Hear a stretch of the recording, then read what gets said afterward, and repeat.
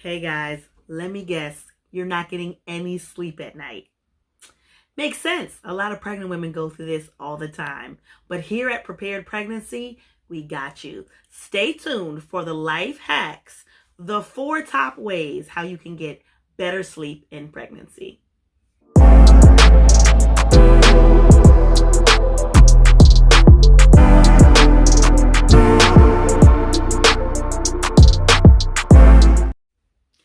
Okay, so check it out.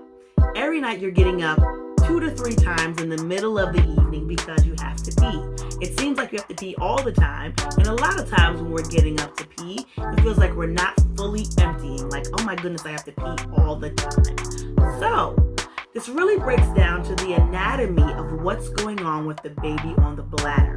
Let's talk about that so we can really talk about what we need to do to make sure that you get better sleep as it relates to your bladder and urination. Okay, so here's your pelvis. Nothing special, just a model.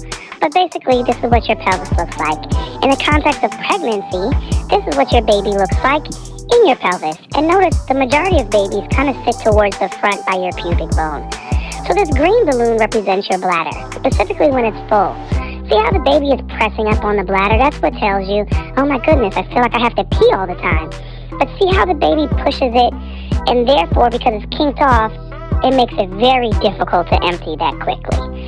And so a lot of times what I will tell moms is, if you have the ability to, go ahead and lean forward so the weight of the baby presses on your bladder, and then you take your hand and manually compress your bladder from the outside. Literally, sit on the toilet and take your hand, find your bladder and press it so that it completely empties and lets out all the urine. Now, when your bladder is nice and empty, mommy and baby are nice and happy, and most of the time, you get better sleep. Girl, wake up. Wake up. We're in the middle of a demonstration. What you doing? Okay, so life hack 1. Making sure that your bladder is empty. We talked about leaning forward and making sure that we're completely decompressing that bladder. So life hack 2 is making sure that not only is your bladder comfortable, but your back is comfortable as well.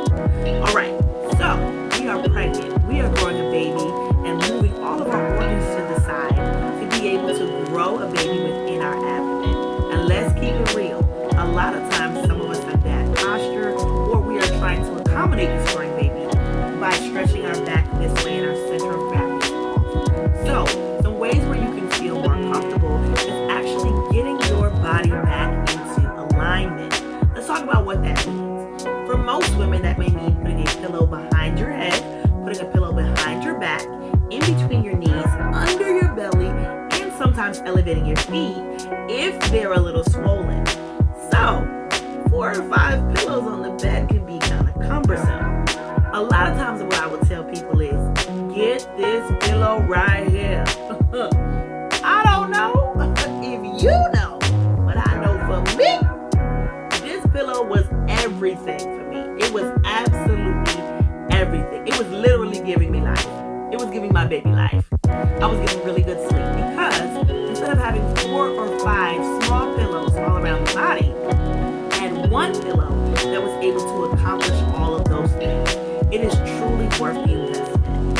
So if you can, go ahead and invest in a good pregnancy pillow that is really going to help you through this process. All right, so life hack 3. We want to make sure that we have good sleep hygiene.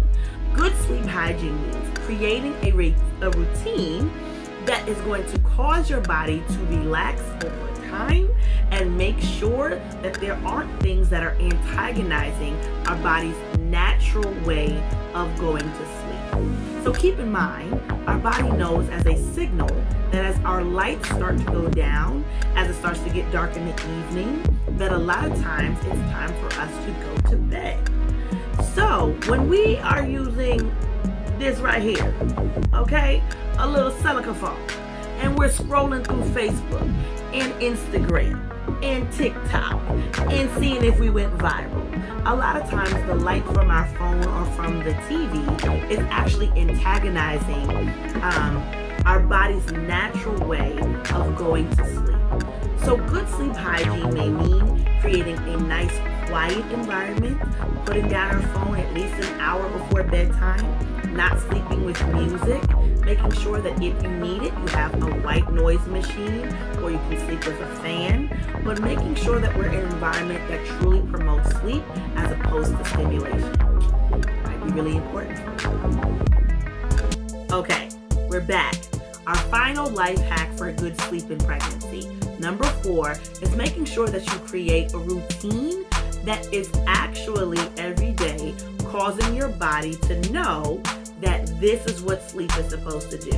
And that's slightly different than sleep hygiene, but very similar. So that may mean that every single day when it's time for you to go to sleep, you take a warm shower or warm bath. You lotion with the same lotion. You give yourself the same massage or the same self-affirmation. You maybe have aromatherapy in the room, something that is going to relax you or put you in a mode that will decrease your stress. And we are doing this consistently and purposefully every single night. Some things that we will use as well that will cause you to get relaxed and kind of de-stress you throughout this period, we will actually bring to the birth itself. So this is really, really important. Make sure at the end of a long day, you are really setting aside some things that you can do that tell your body, every time I do this, I am associating this activity with good sleep. Really, really important. Okay, guys, and let's keep it real. Let's say you did all of those 4 things and you are still not sleeping well. Miss Pam, I tried it and I know that is not working. Sometimes you can talk to your provider about certain medications that may help you getting sleep in pregnancy. Generally, the medication Unisom, U-N-I-S-O-M, Unisom, is an over-the-counter, non-habitual forming sleep aid that you can use that is actually safe in pregnancy. It also has an added benefit of kind of helping to alleviate some morning nausea as well. So a lot of times providers will go ahead and either actually prescribe this or prescribe your medication that has this in it. Again, you may take this as a sleep aid in the evening and it may add several benefits throughout your pregnancy. So if you really need a little extra seasoning to your sleep, a little extra shink-a-dink, a little extra salt on there, absolutely get yourself some medication that is approved by your provider or physician for your pregnancy. Again, this is Pamela Boatner signing out, your midwife that teaches you how to labor with flavor. Y'all going to get yourself some sleep. I'm going to do the same.